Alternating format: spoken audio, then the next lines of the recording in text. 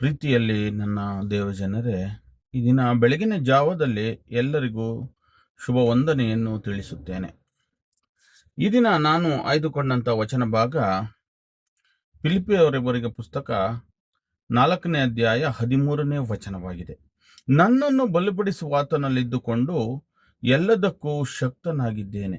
ಪ್ರಿಯರೇ, ನಾವು ಯೋಚಿಸಬೇಕು, ದೇವರು ನಮಗೆ ಇಂದು ಒಳ್ಳೆ ವಚನವನ್ನು ಕೊಟ್ಟಿದ್ದಾರೆ ಎಂಬುದಾಗಿ.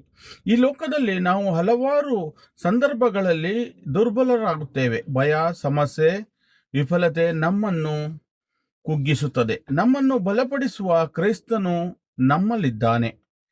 ನಂಬಿಕೆ ಇಟ್ಟಾಗ ನಮ್ಮ ಅಸಾಧ್ಯವಾದ ಎಲ್ಲ ಕಾರ್ಯಗಳು ಸಾಧ್ಯವಾಗುತ್ತದೆ. ಪರಿಸ್ಥಿತಿಗಳು ವಿರುದ್ಧವಾಗಿದ್ದರೂ ದೇವರು ನಮ್ಮ ಪರಿಸ್ಥಿತಿಗಳು ಅನ್ನು ನೋಡುತ್ತಾನೆ. ದೇವರು ನಮ್ಮ ಜೊತೆಲಿದ್ದಾನೆ ಎಂಬ ವಿಶ್ವಾಸ ನಮ್ಮನ್ನು ಮುಂದಕ್ಕೆ ನಡೆಸುತ್ತದೆ.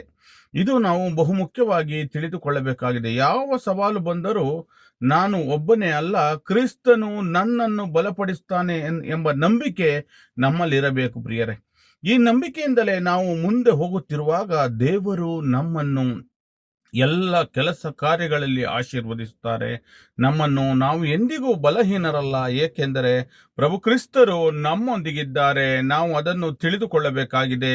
ಪ್ರತಿದಿನವೂ ನಾವು ದೇವರ ವಾಕ್ಯವನ್ನು ಓದಿಕೊಳ್ಳೋಣ, ಮುಂದೆ ಸಾಗೋಣ. ದೇವರ ವಾಕ್ಯವನ್ನು ಓದುತ್ತಾ ಪ್ರತಿದಿನ ನಾವು ಮುಂದೆ ಸಾಗುತ್ತಾ ಇರೋಣ, ಏಕೆಂದರೆ ಕ್ರೈಸ್ತರು ನಮ್ಮ ಹೃದಯದಲ್ಲಿ ಪ್ರತಿ ಕ್ಷಣವೂ ವಾಸ ಮಾಡುವಂಥ ದೇವರಾಗಿದ್ದಾರೆ.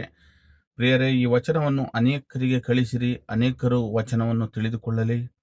ನನಗಾಗಿಯೂ ನನ್ನ ಕುಟುಂಬಕ್ಕಾಗಿಯೂ ಪ್ರಾರ್ಥಿಸಿ. ನಾನು ನಿಮಗಾಗಿಯೂ ಪ್ರಾರ್ಥಿಸುತ್ತೇನೆ. ನಿಮ್ಮ ಯಾವುದೇ ಪ್ರಾರ್ಥನಾ ಮನವಿಗಳಿದ್ದರೆ ಈ ವಾಟ್ಸಪ್ ನಂಬರ್ಗೆ ಕಳುಹಿಸಿಕೊಡಿ, ನಾವು ಪ್ರಾರ್ಥಿಸುತ್ತೇವೆ. ಯಾವ ಸಮಯದಲ್ಲಾದರೂ ಕರೆ ಮಾಡಿ ಪ್ರಾರ್ಥಿಸಲು ಹೇಳಿದರೂ ನಾವು ಪ್ರಾರ್ಥಿಸಲು ಸಿದ್ಧರಿದ್ದೇವೆ. ದೇವರ ನಾಮಕ್ಕೆ ಸ್ತೋತ್ರವಾಗಲಿ. ಆಮೇನ್.